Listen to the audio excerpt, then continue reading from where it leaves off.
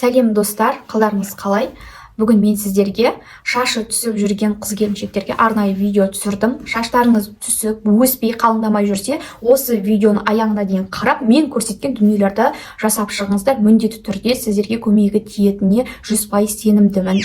Алдымен менің арнама тіркеліп, қоңыраушаны басып қойыңыздар. Ол жерде мен осы арнамда мен бірнеше шаш күтіміне және бет күтіміне байланысты бір тәжірибемен өткен видеоларды салған болатынмын. Сол үшін жіберіп алмас үшін тіркеліп маған және қоңыраушаны басып қойыңыздар. Менің шашым өзі негізінде туа біткеннен жаратылысынан шашым өте қалың болатын.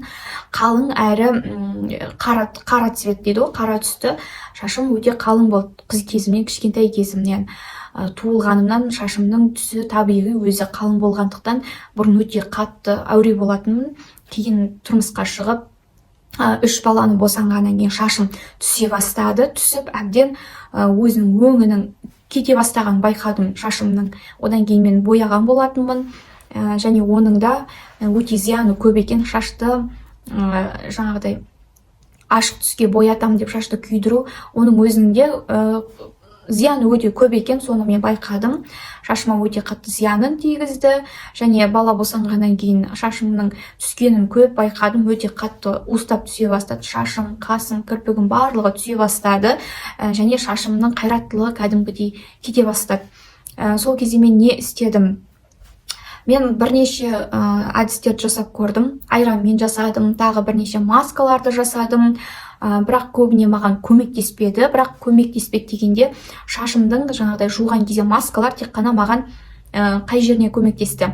Шашымның жұмсақ және балғын әдемі болуына, яғни сол құрғақ болмауына әдемі көмектесті. Бірақ шашымның түспеуіне ол маскалар маған көмегі тиген жоқ. Мына ютубта мен көп бірнеше орыс блогерлардың және қазақ блогерлардың да шашқа байланысты, шаштың өсуіне байланысты бірнеше видеоларын қарап, мен соны жасап көрдім. Маған бірақ олардың ешқандай пайдасы тиген жоқ.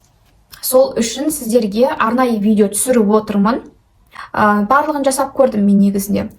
Соның ішінде мен басқа да нелерді интернетте ақтардым, және шашты не өсіреді, және шаштың түсуіне не себеп, соны арнайы зерттедім, қарадым, оқыдым. Сондықтан мен сіздерге осы видеоны арнайы түсіріп отқан болатынмын. Негізінде шашымызды біз бұлай тараймыз, қатты жұлқылап тараймыз, ол да дұрыс емес. Және қатты ыстық суға жууға ол да дұрыс емес. Шашымызды барынша боямауға тырысу керек. Шашты бояған сайын жаңағыдай аммиак көп, аммиакпен шашты бояуға болмайды. Негізі шашты бояйтын болсаңыздар, құрамында аммиак болмаған дұрыс. Аммиаксыз кәдімгі краскаге бояуға болады, бірақ құрамында аммиак болса, ол шашты міндетті түрде түсіріп, өзінің қайраттылығын азайтады екен. Сол үшін сіздерге шашты бояйтын кезде міндетті түрде красканың құрамын оқып қарап шығыңыздар. Екінші, мен не жасадым? Бірінші жолы бар шашыңызды жаңағыдай өсіруіне, қалыңдатуына маска. Ол қолдан үй жағдайында жасайтын және арзан әрі қарапайым маска. Оны қолдан жасайсыздар. Ол міндетті түрде көмектеседі. Екінші жолы ол шампунь, яғни мынадай шампунь. Осы шампунь жақсы көмектеседі, бірақ бұның бағасы да әжептәуір. Енді кімнің қалтасы қалай көтереді, кімге қалай қолжетімді, сондықтан мен екі түрлісінде сіздерге айтып кетейін. Бірінші түрі мен қолдан жасаған маска. Ол масканы мен қайдан көрдім? Бұны мен испан, итальян және вьетнамдықтардың нелерін қарап, блогерлардың солардың пайдаланғанын, маскасын жасап көрдім, және мен олардың отзывтарын оқыдым. Сол масканы жасадым, ол маған көмектесті. Ол маска қалай жасадым? Бірінші түрі ол қолдан жасайтын, яғни үй жағдайында қолжетімді түрдегі маска. Бұл бізге керегі кәдімгі қызыл бұрыш. Кәдімгі қызыл бұрыш болады ғой, недегі қызыл ащы бұрыш дейді ғой. Сол қызыл бұрыш керек. бұл енді кәдімгі свежий күйінде болса да, қатқан күйінде, кепкен күйінде болса да болады, немесе кәдімгі ұнтақ түріндегі қызыл бұрыш болса да болады. И екіншісі ол бізге чеснок керек. Үшіншісі майсана майы керек.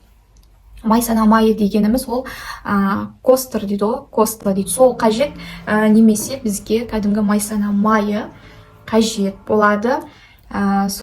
Қызыл бұрышты алып неден өткіземіз? Мясорубка болса, мясорубкадан, немесе блендер болса, блендерден өткіземіз кәдімгі қызыл бұрышты. Бір бұрышты. Екіншісі бізге керегі чеснок. Бір бас чесноктың ішіндегі 4-5-еуін алып қолдансаңыздар болады. Оны да неден өткізіп, теркадан немесе блендерден өткізесіздер. Соның ішіне салып араластырасыздар. 4-еу немесе 5-еу немесе 3-еу болса да болады. Шаштарыңыздың несіне байланысты, шашыңыздың енді қалыңдығына және жұқалығына байланысты. Және мен айтқан жаңағы қызыл бұрыш. Егер қызыл бұрыш сіздерде кепкен түрі болмаса, кәдімгі ұнтақ түріндегі қызыл бұрышты немесе паприканы пайдалансаңыздар болады. Қызыл бұрыштың өзі болады. Бұл өте ащы болады негізінде. Содан кейін оның ішіне майсана майын құямыз. Майсана майы болмай қалған жағдайда, егер сіздерде ішіне зәйтүн майын қоссаңыздар болады. Бірақ майсана майы болған дұрыс. Сосын кокос майы болса да болады. Менде кокос майы бар. Сол кокос майын қолданамын көбіне. Осы үшеуін араластырдым. Ішіне кәдімгі кез келген шампунь бар ғой, өзіміз пайдаланып жүрген. Ас қасық шампуньді қосамыз, араластырамыз. Мына шашымыздың түптеріне, терімізіне, мына бас жақтарына жағамыз. Барынша мына шаштың түбіне жағып шығамыз. Мына шаштың түбіне барлығын жағып, оны жарты сағат немесе 40 минуттай ұстаймыз. Содан кейін барып шашымызды жуып тастаймыз. Ыстық су емес, салқында су емес, жып-жылы суға жуып тастаймыз. Осы маска сіздерге міндетті түрде көмектеседі. Осы маскамен мен шашымның қалыңдығын бәрін қалпына келтірген болатын. Шашым түспейтін болды. Осыдан кейін шашым тез өсетін болды. Өйткені мен шашымды қиып тастаған болатын. Көбіне бұлай қиып тастайтынмын. Қиғаннан кейін де өкіндім. Ол шашты не үшін қидым екен деп. Бәріміз солаймыз ғой, қиып тастағаннан кейін өкінеміз. Содан кейін осы масканы жасап өсірдім. Одан кейін мен екінші жолы мынау итальяндық шампунь Bulgari компаниясының шампуні. Міне бұл шампуньда жақсы көмектеседі. Осы шампуньмен жусаңыздар шаштарыңызды, шаштарыңыз әдемі өсіп, қалың болып, қатайып, шашыңыздың енді қайраттылығы жақсы болады бұл шампуньмен. Бұл барлық қалада болады, үлкен қалаларда бар, бұл негізінде сатылады, немесе интернеттен заказ беріп алсаңыздар болады. Мен осы шампуньмен жуып жүрдім. Осы шампунь маған көмектесті. Бұл Bulgari компаниясының шампуні. Бұл ешқандай да жарнама ештеңе емес. Мен бұл компаниямен айналыспаймын. Бұл шампунь уже кішкене таусылғалы жатыр. Мен бұнымен уже үшіншісін алып жатқаным. Маған көмектесті. Осыны маған көмегі тиді, яғни шашыма өте көп көмектесті.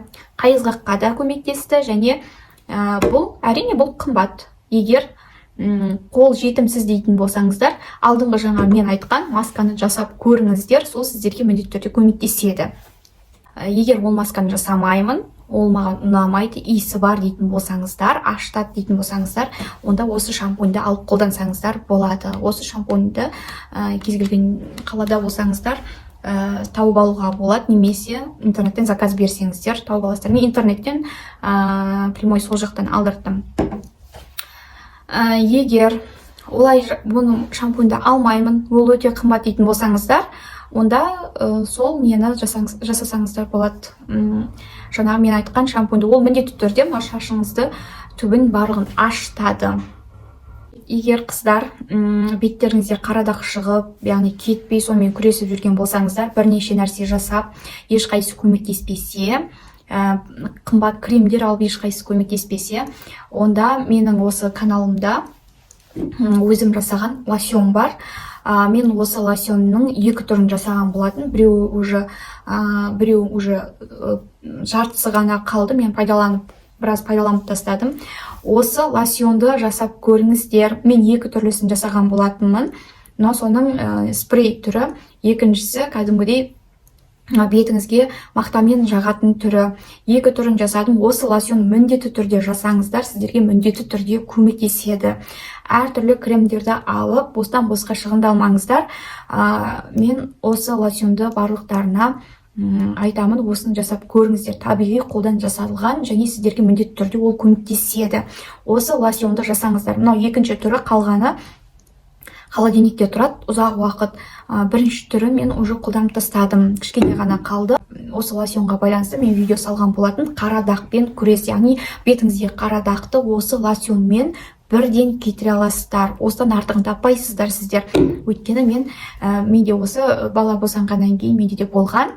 3 баладан кейін міндетті түрде өзі беттің әрін алады екен бала босанғаннан кейін. Өйткені витамин жетіспейді деген сияқты. Және адамның жасы ұлғайған сайын беттің әрі кете бастайды, егер оны уақытында күте бастамасаңыз. Менің арнама тіркеліп, қоңыраушаны басып қойыңыздар және пікірлеріңізді қалдырып, мен айтқан дүниелерді жасап отырыңыздар.